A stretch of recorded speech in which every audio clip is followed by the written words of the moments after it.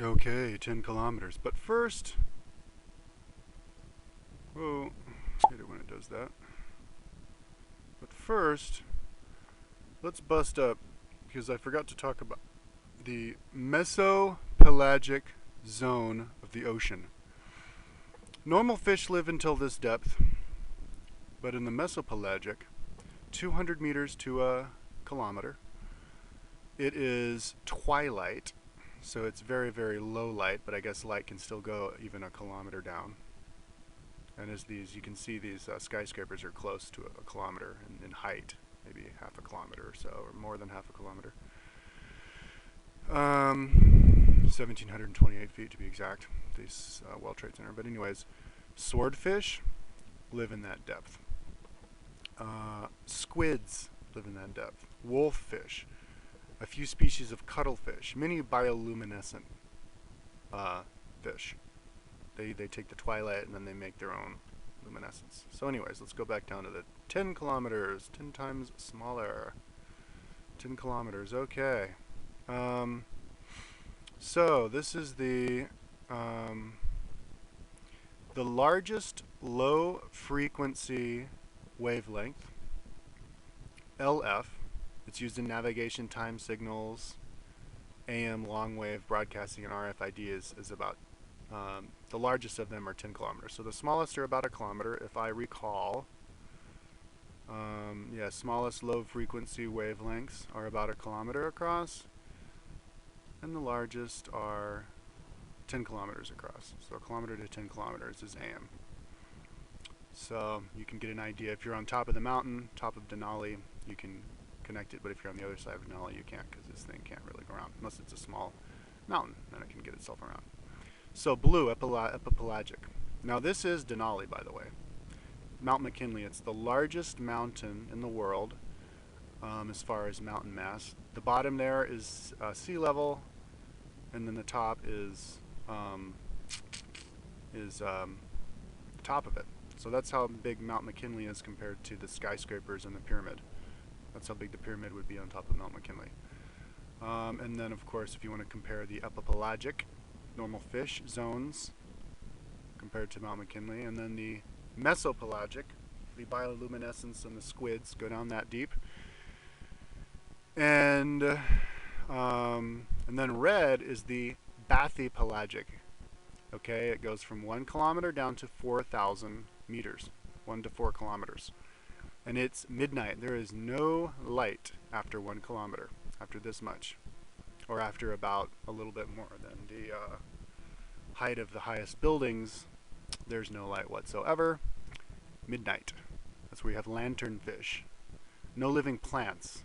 Only the bacteria can only survive up to the mesopelagic. So lanternfish with their own light and everything. Fish eat snow of detritus falling from above, or like marine hatchetfish, by preying upon others. Okay, so all of the plants and pieces of dead fish and poop and all that falls down in the form of detritus, the snow of food, falls down and they eat that stuff. But there's no light. And then the gray area here is where it's called the abyssopelagic, the abyss. 4 kilometers to 6 kilometers. This area is where it's called lower midnight, even more dark. It's where squid, the big squid, basket star, swimming cucumber, sea pig, sea spider live. So here's the zone of sea spider. Here's the zone of lanternfish. Here's the zone of small octopuses and squid. Or octopuses and squid live in red, and then up here you get the those little bioluminescent fish, and then this blue area you're going to get the normal fish and the mammals and such. Oh, but then in black, all the way down to 10 kilometers, all the way to the lowest of ocean depth, it's called the Hades, hadopelagic. Organisms live in hydrothermal vents in this and other zones. Pretty much the same as abyssopelagic. So it's pretty much the same, only it excludes certain animals, such as you know, squid. I don't think squid can go that far down. And the maximum depth of the ocean is 1,100 meters, so it's a little bit more than the width of the screen. So, here are the tallest buildings. There is Central Park in New York City compared to the tallest buildings. If it were to fall down, you fit them into the lake there in Central Park. There's the high school track and the biggest ships next to Mount McKinley and the planes and, you know, Titanic. The asteroid crashing into Mount McKinley could do some damage, and the crop circle. So, anyways, that's 10 kilometers. Now let's go to 100 kilometers across.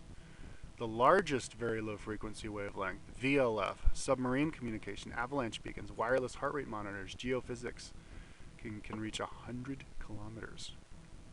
And then the smallest communication within mines is this big. So it's this big until this big.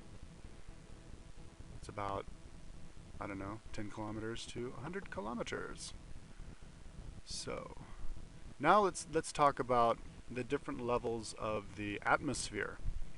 The troposphere goes up to 7 kilometers in the poles and 17 kilometers in the equator.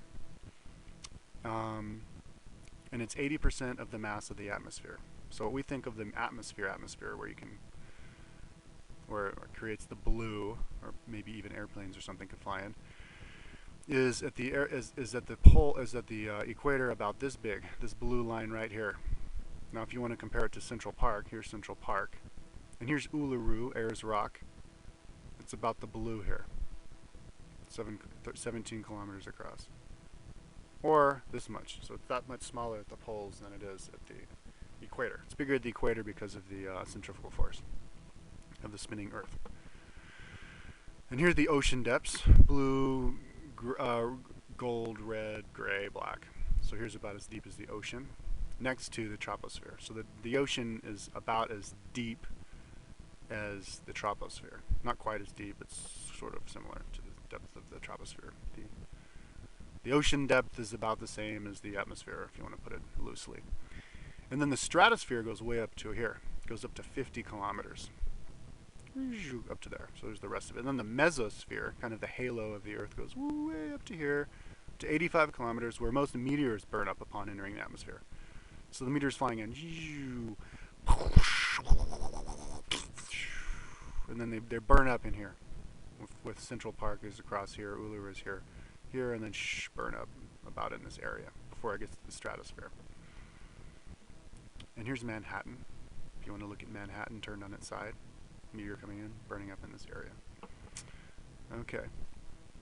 Here's Mount Everest, the height of Mount Everest, which is about, what was that, 9 kilometers up. And here's where a plane would fly, I guess.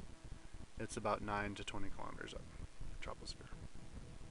Here's what it looks up on its top, the same as this line here. And if you want to look at it compared to Manhattan, Central Park, Uluru, Vail, here's the ski resort of Vail. Here's Boulder, it's about as big as Boulder, turned on its side, the atmosphere is. Mount Rainier, here's Mount Rainier next to Boulder. It's about as big as Boulder, about as big as Vail, about as big as Manhattan. Actually, Boulder's bigger than Manhattan. Manhattan's not that big, is it? So, there's Hawaii. Or no, there's Kauai, the small island of the islands of Hawaii. Not so much bigger than Boulder, huh? About as big as Mount Rainier. And look, there's the fastest spinning pulsar. It spins around 716 times a second. That's about how big it is. Here's the Colorado sand dunes, where that movie Dune was filmed. Here's Denali, up on its side. So, you know, pulsar about as big as Kauai. Alright, so now let's go to 1,000 kilometers. This is 1,000 kilometers across. The largest ultra-low frequency radio waves, ULF communication, within mines can go up to 100 kilometers, 1,000 kilometers. So the smallest ULF is 100 kilometers, the largest is 1,000 kilometers. Smallest super low frequency radio wavelength, SLF, communications with submarines. Okay, so we have ULF, SLF, VHF, FM, AM. They'll have their demarcation lines, which the scientist people have decided what to label it. Okay, with different instruments using those different things. Here's the troposphere at the equator. 7 kilometers in poles, 17 kilometers in you know, the equator, and then 80% of the atmosphere. Although we don't see red, so I should take that out. Stratosphere goes up to about that big. Mesosphere about that big. Thermosphere. The International Space Station orbits in this layer between 320 and 380 kilometers, represented by the yellow section. Okay. So you have the troposphere, where our atmosphere is, where planes can fly. Stratosphere, and then the mesosphere, where the meteors burn up, and then thermosphere. This is kind of like the halo of the Earth, I guess, or the halo of the gravitational field of the Earth. So if this is where the Earth is, okay, now I should color code all of this with the troposphere, stratosphere, and mesosphere. But this is where the Earth is on the bottom, according to the size, compared to the size of Colorado, say, or Lake Titicaca right here, or the Great Salt Lake here. You know, this is where the space station orbits around, you know, or the space shuttle would orbit around. It's about the same distance of the border with Utah and Boulder, is about how high up the space station is orbiting from the Earth. It sounds a little bit close to the Earth of what I would imagine. It's kind of like, you know, you don't have to go that far up to be weightless. Interesting. So anyways, there's Lake Titicaca compared to Colorado, Salt Lake compared to Colorado. Lake Titicaca bigger than the Great Salt Lake. There's Kauai, the small island in Hawaii, and there's the big island in Hawaii. Look how much smaller it is in Colorado. Hawaii isn't very big. The Utah Salt Flats are quite large, bigger than the Great Salt Lake. Here's the pulsar compared to Colorado. Then there's the troposphere, Denali compared to Colorado. Pretty big, I guess. Boulder, the dunes. Size of the Great Sand Dunes in Colorado, which is, by the way, right about here. In that area. Oh, no, it's right here in that area. Right in there. Okay, so 10,000 kilometers across. The largest super low frequency, SLF, communication with submarines. Okay, smallest SLF, maybe, I don't know if I can remember correctly, 1,000 kilometers. Largest SLF, communication with submarines, 10,000 kilometers away, all the way around the world. Submarines can communicate with each other through the water, or all the way around the world. It's pretty amazing. Water can transmit sound 4 times faster than in air, so I'm sure other wavelengths faster as well. They should be careful with that, though, so they don't blow out the eardrums of the whales. Okay, and it's the smallest extremely low frequency wavelength, ELF, communication with the submarines. Okay, largest SLF to smallest ELF starts at 10,000 kilometers. Here's the mesosphere. Here's the thermosphere. This yellow is how far out the space station is. And then you have the exosphere. You have even more halo to the Earth. Here, the particles are so far apart that they can travel hundreds of kilometers without colliding with each other. So we're talking about particles of nitrogen, oxygen, and whatever else, the particles of the different, you know, gaseous elements that are revolving around the Earth are so far apart that they're just like atoms out there flying by themselves. Hundreds of kilometers before banging into each other.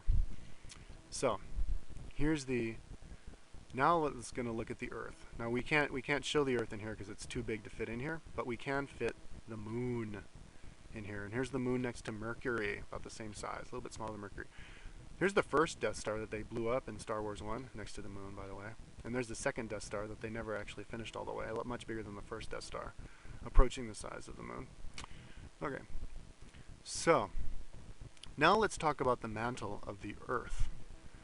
Gold, or on the bottom there, gold, upper mantle, up to 660 meters, or kilometers. Blue, the asthenosphere, 100 to 200 kilometers. Gray, the mantle, which is like the gummy lava part of it, which is 2,890 kilometers. And then light green, a gray, well I guess I should say blue, is the mantle here on the Earth. And we'll compare that with the Earth as well a little bit later. But light green, or brown, I'm sorry, I forgot to look up here. Brown is up to 35 kilometers. The crust, you know what, I'm going to have to start over again because we're out of time.